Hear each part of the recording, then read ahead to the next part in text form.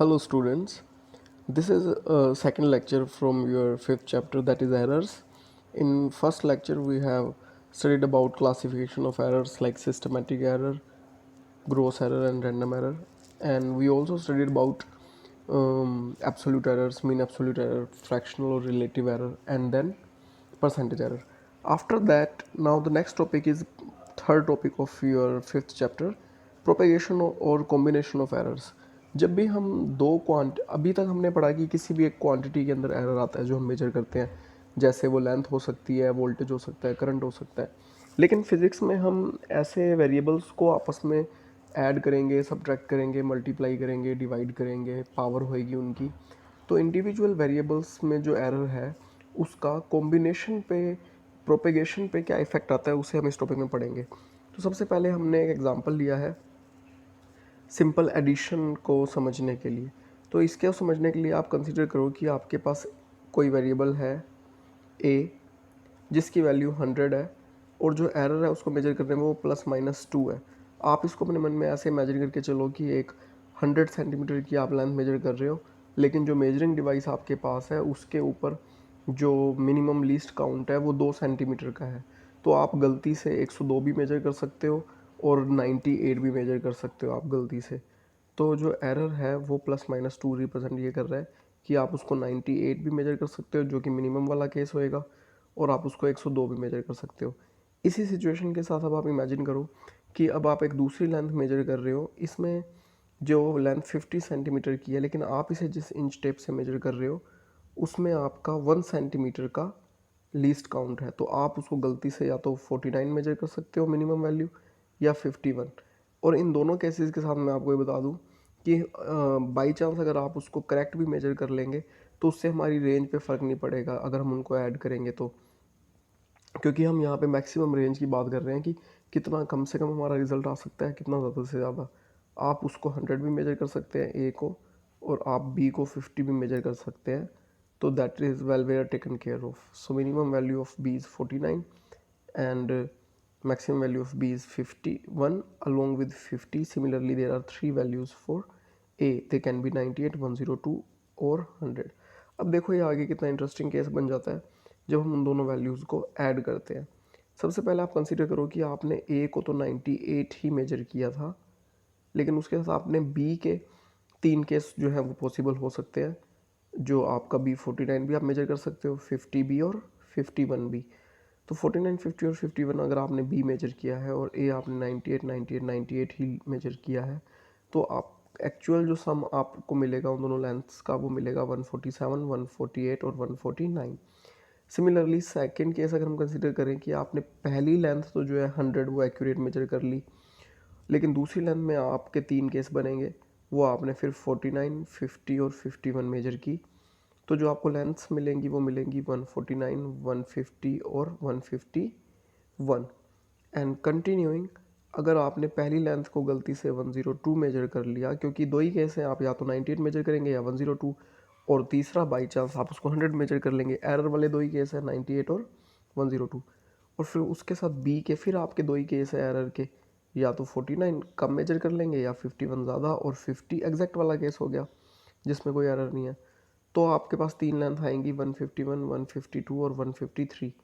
तो इस तरीके से आपने देखा कि आप चाहे दोनों के अंदर किसी भी तरह का एरर करो, चाहे मत करो, चाहे मिनिमम करो, चाहे मैक्सिमम करो, आपका जो रिज़ल्ट है वो 147 कम से कम आ सकता है और 153 मैक्सिमम आ सकता है. आप इसको लेंथ की जगह आप इसको वेट भी मान सकते हो कि मान लो कोई 100 kg मेजर कर रहा है और उसमें वो 2 की गड़बड़ करता है, या 2 कम या 2 ज़्यादा, या गलती से 100 भी मेजर कर लेता है, और वो 49 kg कोई दूसरी क्वांटिटी मेजर करता है जिसमें वो 1 kg की गड़बड़ करता है, वो उसको 49 kg भी मेजर कर सकता है, 51 भी, या गलती से एग्जैक्ट 50 भी.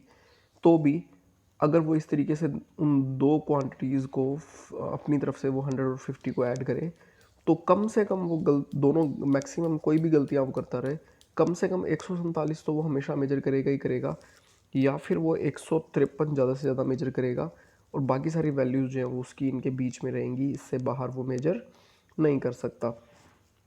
अब ये मैथमेटिकल एनालिसिस हमारे को इतना एग्जैक्ट 9 केस बना के ना करना पड़े, इसके लिए हम इसको डेरिवेशन की फॉर्म में पढ़ेंगे.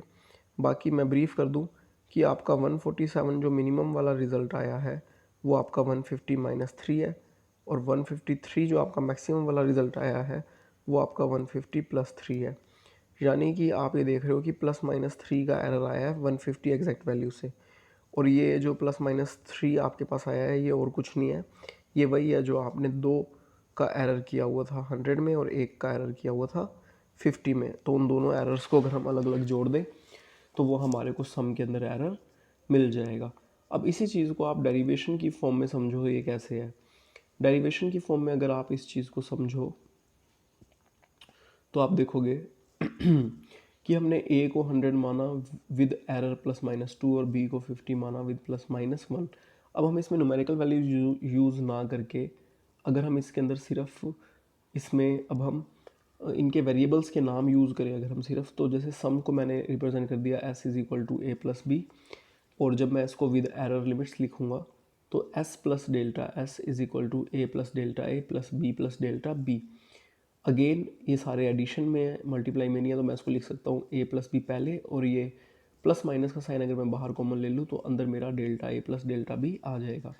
अब because my S is equal to A plus B, तो इसीलिए जो ये वाला एस है ए प्लस बी है इसकी जगह मैं एस लिख सकता हूँ, और ये एस से एस कैंसिल आउट हो गया तो आपके पास बचा delta S is equal to plus minus delta A plus delta B. इसका जो प्लस माइनस उधर जाएगा तो इससे कोई फ़र्क नहीं पड़ेगा, वो प्लस माइनस है पहले तो वो प्लस माइनस ही रहेगा, क्योंकि अगर ये प्लस है तो भी कोई फ़र्क नहीं, और अगर ये माइनस है तो भी प्लस माइनस चेंज होकर माइनस प्लस, जिसे हम प्लस माइनस कह सकते हैं।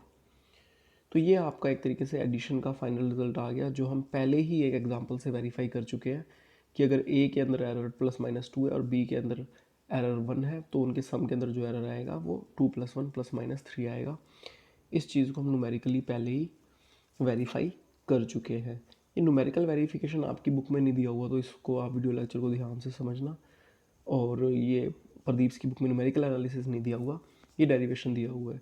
तो इस रिज़ल्ट को हम इस तरीके से लिख सकते हैं फार्मूला अप्लाई करके, जो हमने ये वाला फार्मूला अगर हम अप्लाई करें डायरेक्ट तो हमें वो जो पिछले पेज वाला न्यूमेरिकल एनालिसिस है वो करने की ज़रूरत नहीं पड़ेगी।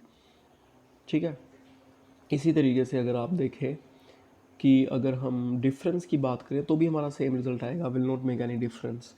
यहाँ पे हमने s को डिफरेंस कंसीडर कर लिया a माइनस बी, और फिर जो s डिफरेंस है तो s plus minus delta S is equal to a plus minus delta A minus B plus minus delta B. Again writing in the same fashion a minus B को हमने इधर लिख लिया, और plus a plus delta A और plus delta B को bracket में लिखा तो बाहर प्लस माइनस आ गया, और a माइनस बी को s लिख सकते हैं तो s जो है वो s से कट गया, तो डेल्टा s की जो वैल्यू है वो आ गई plus minus a delta b। तो इस बात से फ़र्क नहीं पड़ता कि आप ऐड कर रहे हो या आप सब्ट्रैक्ट कर रहे हो, अगर a और b में इंडिविजुअल एरर डेल्टा a और डेल्टा b है तो उनके सम या उनके डिफरेंस के अंदर जो एरर आएगा वो हमेशा इंडिविजुअल एरर्स को ऐड कर दो आप, और वो प्लस माइनस होएगा। तो वही केस आप यहाँ पे देखो, अगर आप 100 प्लस माइनस 2 में से 50 प्लस माइनस 1 सब्ट्रैक्ट भी करोगे तो you can again get either 47 or you can get 53, which is 50 plus minus 3, which is sum of individual errors, delta a 2 here and delta b 1 here. Okay, I'll see you in next lecture. Thank you.